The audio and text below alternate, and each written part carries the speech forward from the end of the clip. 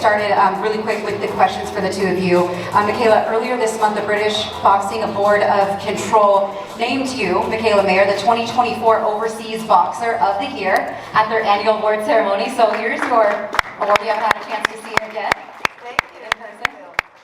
That's good. You know, I spent the last 2 years of my career over in the UK, and so even though I missed the US, I had a great time over there. I had some great fights over there. I really love the fans over there, so much appreciated.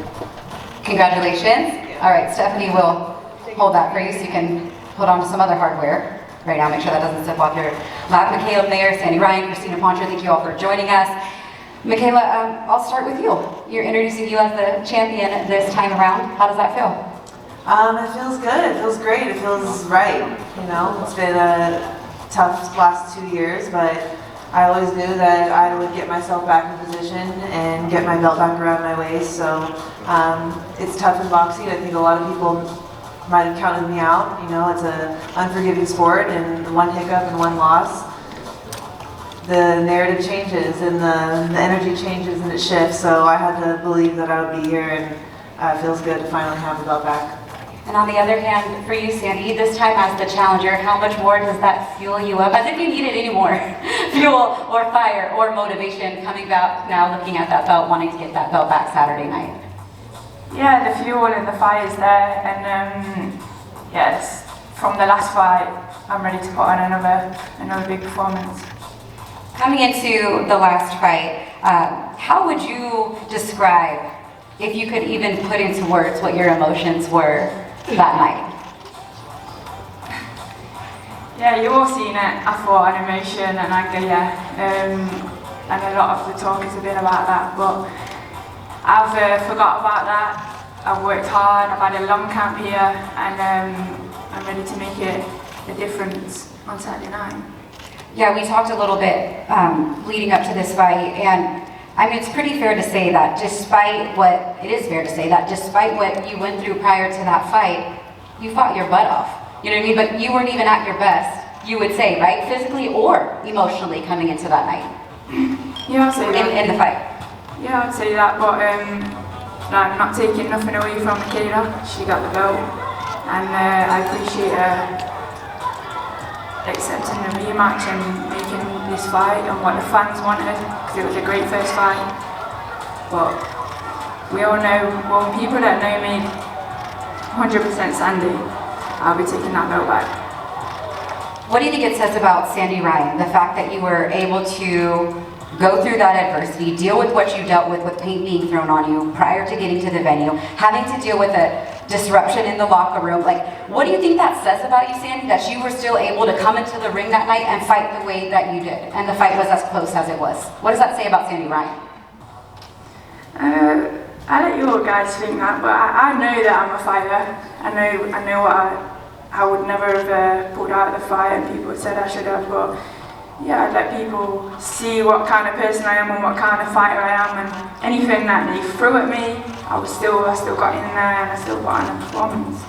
And that's one thing, Mikaela, that even in after the aftermath of the last fight and the build of this, you have given her props for. Like, look, she could have walked away and did what her team told her to do, and instead she did choose to stand in there and fight. So at least, you know, I know that you give her respect, at the very least, for the amount that she went in there and put on a hell of a fight, despite all things considered. That's what fighters do. Yeah, there's lots of things leading up to the fight. You know, when you go in there and the bell rings, you got to put it all behind you. But I am glad that she pulled through, and it's disappointing that her team, you know, wasn't as cool, calm, and collected as she was.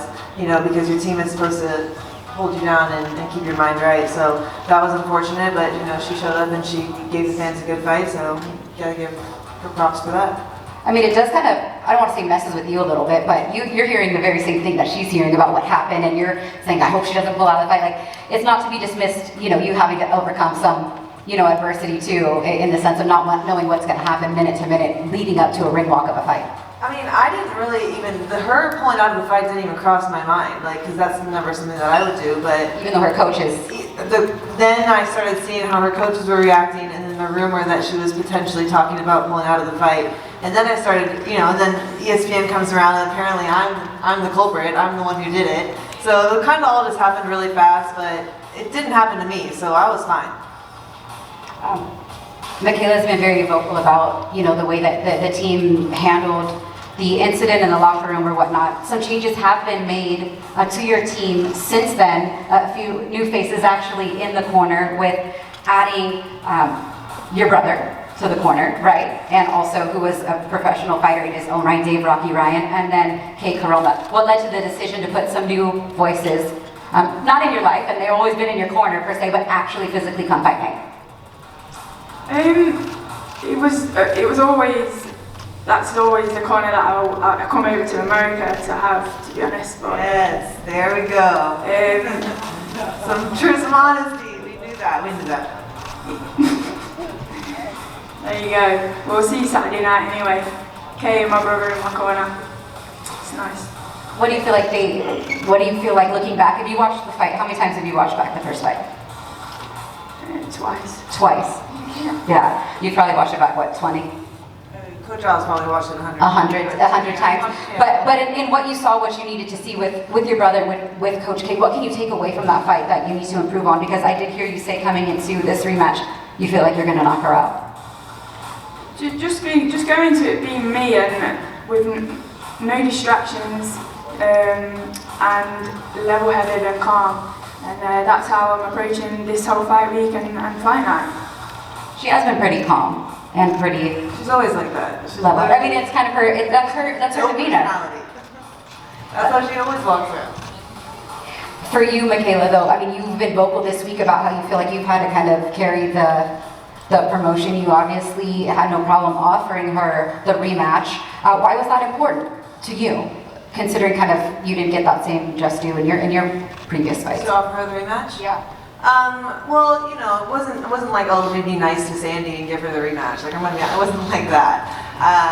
I looked after the fight and went back and saw how great the views were. I know everyone really enjoyed the fight. It was an exciting fight. Those are the type of fights I love to have. So it made sense to do the rematch. I think if a rematch is warranted, then it should happen, whether there's a contract or a clause in your contract or not. And I can understand that because I didn't get the rematches I felt I was worthy of getting.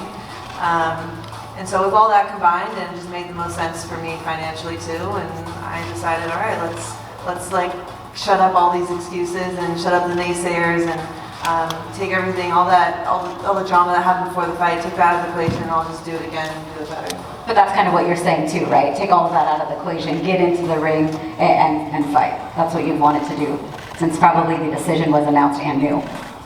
Yeah, of course, because it wasn't my full potential in the ring, so I know I can do better, and you'll see that Saturday night. Mikaela, have you thought about what it's going to be like sitting in that corner and seeing your former trainer across the ring in the other corner? It doesn't bother me. Listen, he was always in her corner. He may not have been there physically that night.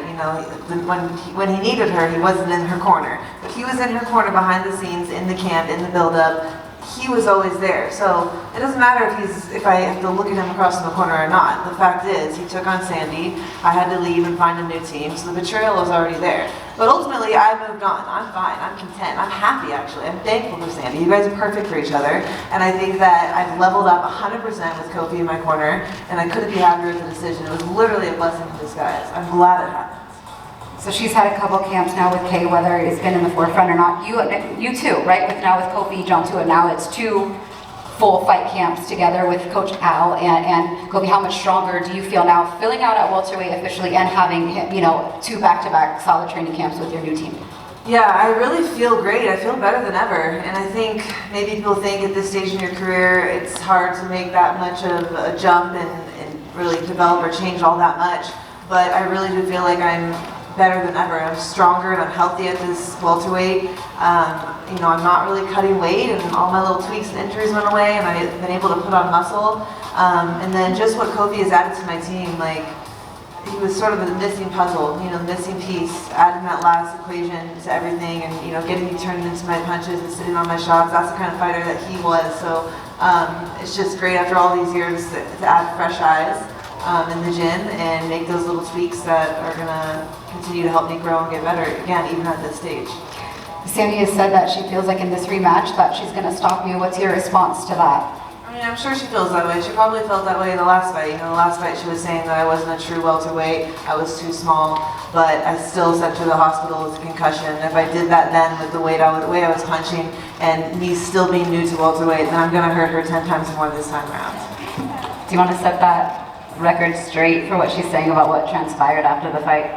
More like a precautionary thing?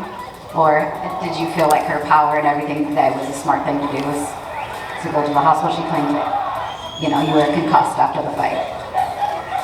Is that so? I mean, I've never ran to the bathroom and started throwing up after a fight. That's usually a sign that you're severely concussed. Well, as what happened to me before the fight ever happened to you? 3 hours before a fight. 3 hours later, you're suddenly throwing up and Let's getting just stop a little talking pain about on your leg. Next question. What do you need to do differently to walk away with that belt Saturday night? I just need to be myself, and I need to be calm and collected, and I'll get the job done. Before we go, I know we did talk a lot about the past and what needs to happen, but I don't want to take away from the fact that it was a spectacular fight in the ring. Looking back at the scorecards, the judges only agreed on 2 of the rounds that they scored unanimously. The other 8 rounds, the judges, you know, had different winners for rounds. So that just lends itself to how competitive the first fight was, how skilled you 2 were in the ring, the kind of show that you guys put on. And I just want to mention, as we wrap up Women's History Month here in March, this is the last fight night. 2 women are headlining for March Women's History Month. You guys had set the record for the last 20 years for female main event ESPN, the most watched. My hat's off and kudos to you ladies for how you performed in the first fight and how I know, yes, please, and how I know that you guys will look to perform. But let me ask you what it means to you. You had Katie Taylor here this week having your back in camp with you, arguably the top pound for pound female in the world right now. You've had young girls coming into the gym, watching you train, you've inspired them. Like, can you kind of tell me what that means to you, all that now headlining once again? It means everything, and it's one of the things why we do it as well. And like the young girls in the gym and the talent nowadays with the young girls. I look back and think I was not that good at that age. So yeah, and it's just inspire the next generation. And we're doing it headlining in Las Vegas. It's massive. Huge opportunity. Huge opportunity. And for you, Mikaela, you've always been about pushing the needle forward for women's boxing. You've done that with the way that you fight. We got Perla signed to Top Rank Boxing. I know George manages her. You wanted her to be here today.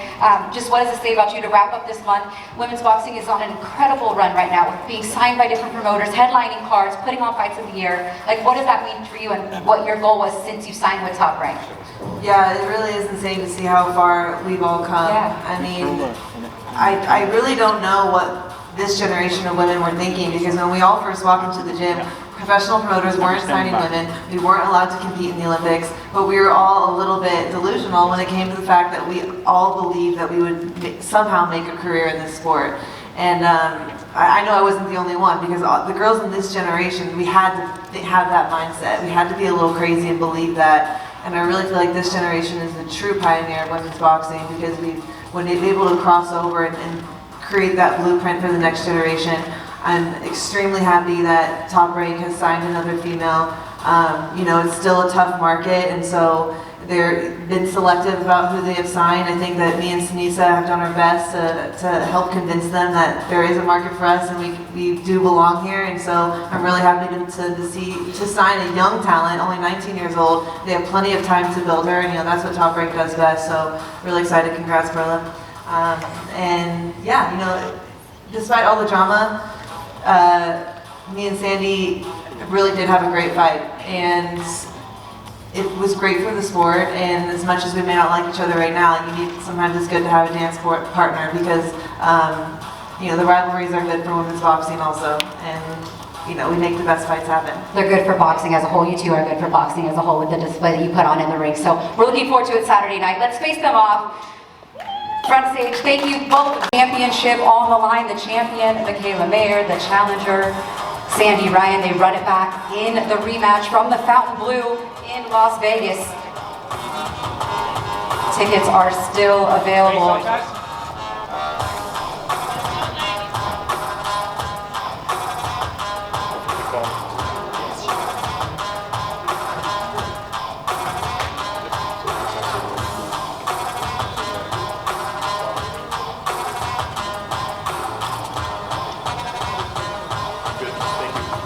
Cat. Yeah, we good. There you go. Come on, please. 3, 2, 1, and